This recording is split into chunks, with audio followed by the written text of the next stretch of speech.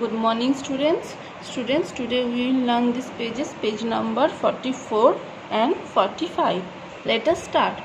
Vulture. The vulture's nest is also cup-shaped, but it is shallower, more like a saucer.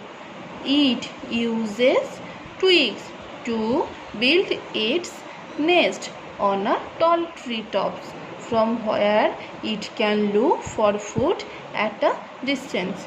So a vulture make its nest with twigs and it looks like a saucer. Okay. Cuckoo. The cuckoo does not make a nest at all. So cuckoo does not make a nest, but cleverly makes sure that its young ones are hatched and taken care of. It destroys the eggs in another bird's nest and lays its own eggs there. The other bird hatches the cuckoo's egg as its own. So, cuckoo destroys the eggs of other birds so that it can lay its own eggs in that nest, and the other bird hatches the egg of cuckoos. Okay, it thinks that it is as its own eggs. Crow. Crow are not very good at making nests. They use twigs, dry sticks, or even bits of wire to make untidy nests on the forking branches of trees. Often, baby crows fall out of their nest and die. Crows return to the same place for nesting year after year. So, a crow makes the nest for laying eggs, but its nest is not very good. Its baby often fall off from the tree. Next year, the crow return to the same place to make a nest for laying the eggs. Penguins. Penguins live in the very cold Antarctic region. There are no trees or bushes that can provide material for nest building. They lay their eggs on the soft snow and protect the eggs from the cold by keeping them close to their bodies. So a penguin cannot make nest on tree because they live in Antarctic region and there is no tree. So the penguin lay eggs on soft snow and they protect the eggs with the heat of their body. Ostrich. An ostrich makes a hole in the desert sand to lay its egg. So ostrich lives in a desert and they make a hole in the desert sand to lay the eggs.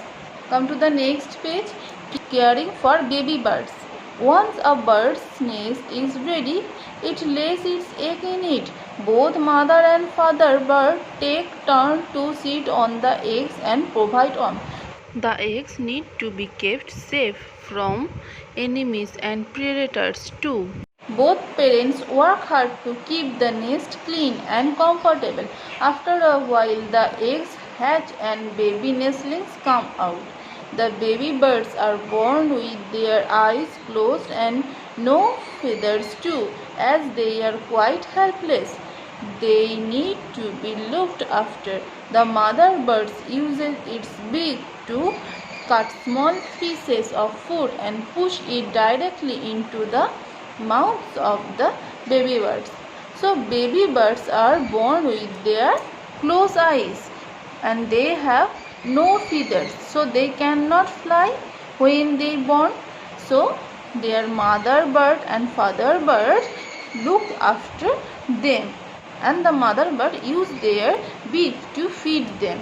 Okay, so they directly put the food in their mouth.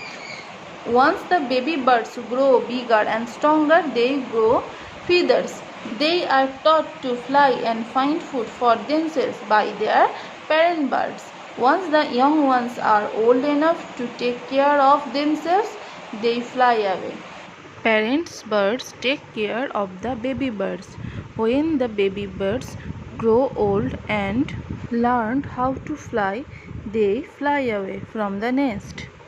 Most birds do not return to their nest in the next egg laying session. The birds do not return to the nest the next year. They make a new nest for laying eggs. Read these pages carefully, okay? This is your homework for today. These are the answers. Read these answers and do the homework in your copy. Why can't a nestling fly? Nestling meaning a baby bird. Why can't a baby bird fly? A nestling borns with its eyes closed and no feathers too, so it cannot fly. Where does a cuckoo lay its eggs? A cuckoo destroys the eggs in another bird's nest and lays its own eggs there. Where do nestlings get their food from? The mother bird uses its beak to cut small pieces of food and push it directly into the mouths of the nestling. So read these answers and do it in your copy. Okay, hope today's topic is clear to you. See you in the next class. Bye bye students.